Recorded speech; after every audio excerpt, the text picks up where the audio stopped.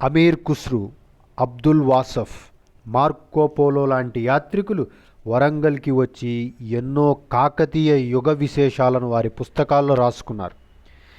కాకతీయ రాజ్యంలో వ్యవసాయం ప్రధాన వృత్తిగా ఉండేది. వర్షం మీద ఆధారపడే ఎక్కువ మంది వ్యవసాయం చేసేవాళ్ళు. దీంతోపాటు కాకతీయ ప్రభువులు, సామంతులు తవ్వించిన చెరువులు, కాలువల సాయంతో కూడా కొంత వ్యవసాయం జరిగేది. మొదటి ప్రోలరాజు కేసరి సముద్రం అనే చెరువును తవ్వించాడు. అలాగే గణపతి దేవుడి సేనాని రుద్రుడు మానేరు నీటిని ఆధారంగా చేసుకుని 19 చదరపు కిలోమీటర్ల విస్తీర్ణం ఉండి 17,258 ఎకరాల ఆయకట్టు సాగు చేసే పాకాల చెరువును తవ్వించాడు. రేచెర్ల రుద్రారెడ్డి 13 చదరపు కిలోమీటర్ల విస్తీర్ణం ఉన్న రామప్ప చెరువును తవ్వించాడు. దీంతో ఈ చెరువుల సమీపంలోని అడవులను నరికి వ్యవసాయ క్షేత్రాలు ఏర్పడ్డాయి. అలాగే కొత్త గ్రామాలు పుట్టుకొచ్చాయి. కాకతీయ రాజ్యంలో గోధుమలు, వరి, కొర్రలు, పెసలు, జొన్నలు, చెరుకు, నూనె దినుసులు, ఉల్లి, అల్లం, పసుపు బాగా పండించేవాళ్ళు. ఓరుగల్లు ప్రాంతంలో సువాసననిచ్చే బియ్యం పండించేవాళ్ళు. కందిపప్పు వీళ్ళకి తెలియదు, అంటే కందిపప్పుని పుట్లాగా బాగా వాడేవాళ్ళు కాదు. రాజ్యంలో కొబ్బరి, జామ, మామిడి, అరటి, ఆకుకూరల తోటలుండేవి. ప్రతి గ్రామంలో బెల్లం, పంచదార, నూనె తయారు చేసేవాళ్ళు, గానుగులతో అన్నమాట. పెద్ద సంఖ్యలో పశు సంపద ఉండేది. పాలు, పెరుగు, నెయ్యి ఎప్పుడూ అందుబాటులో ఉండేవి. ఓరుగల్లులో పూటకోళ్ళ ఇంట్లో ఒక్క రూకకి విందు భోజనం కంటే ఎక్కువ పెట్టేవాళ్ళంట. పరిశ్రమలు చాలా ఉండేవి.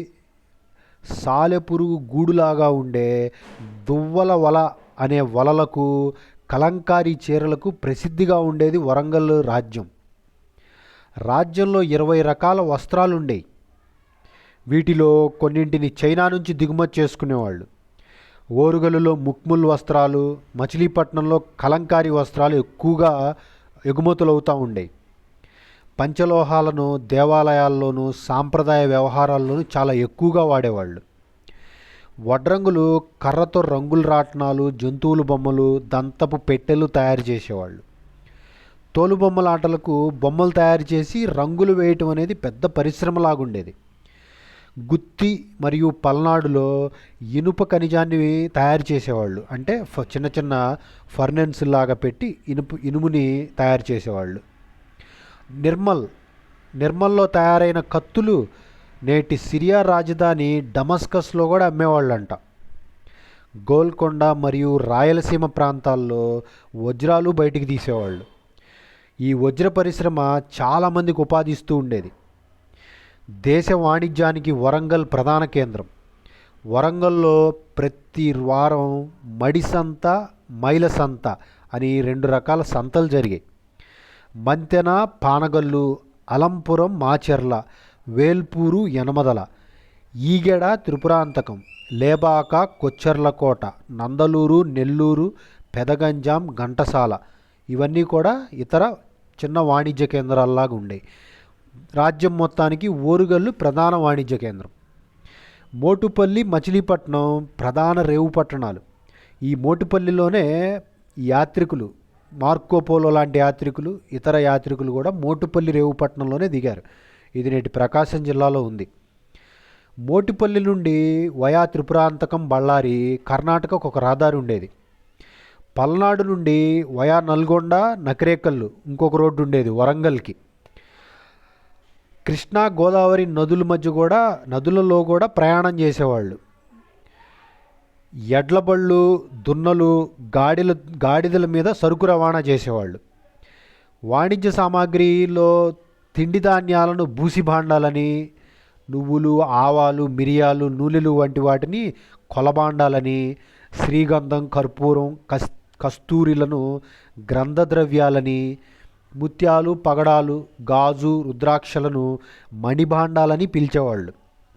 మోటుపల్లి ప్రధాన రేవు పట్టణంగా కృష్ణపట్టణం, హంసలదీవి, మచిలీపట్నం విదేశీ వాణిజ్యం జరుగుతూ ఉండేది. China, Persia, Saudi Arabia, Sri Lanka మరియు ఇండోనేషియాలతో విదేశీ వాణిజ్యం జరిగేది. వర్తకులు నఖరం, స్వదేశీ, విదేశీ, ఉభయదేశీ, నానాదేశీ అనే రకరకాల శ్రేణులుగా ఏర్పడి ఉండేవాళ్ళు. ఈ శ్రేణులన్నీ కూడా రాజధాని నగరమైన వరంగల్తో అనుసంధానమై ఉండేవి. కాకతీయుల నాణ్యాలు ఎక్కువగా దొరకలేదు. అన్నింటికంటే పెద్దదైన గద్యానము లేక నిష్కము, దీన్నే మాడా అని కూడా అంటారు. ఇది బంగారు నాణ్యం.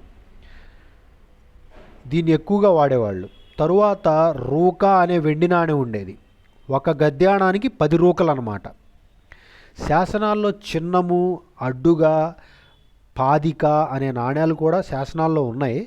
కానీ వీటి విలువ ప్రామాణికంగా ఇంతని తెలియదు. ఇది ఈ విధంగా కాకతీయ రాజ్యంలో ఆర్థిక పరిస్థితులు ఉండేవి. కాకతీయ రాజ్యంలో అంతకు మునుపు శాతవాహనులు రాజ్యంలో చాలా గొప్పగా జరిగిన విదేశీ వాణిజ్యం మళ్ళీ పుంజుకొని బాగా కాకతీయుల టైంకి విదేశీ వాణిజ్యం బాగా జరిగింది. అది ఈ వీడియో కనుక మీకు నచ్చితే దయచేసి లైక్ చేయండి, కమెంట్ చేయండి, సబ్స్క్రైబ్ చేయండి.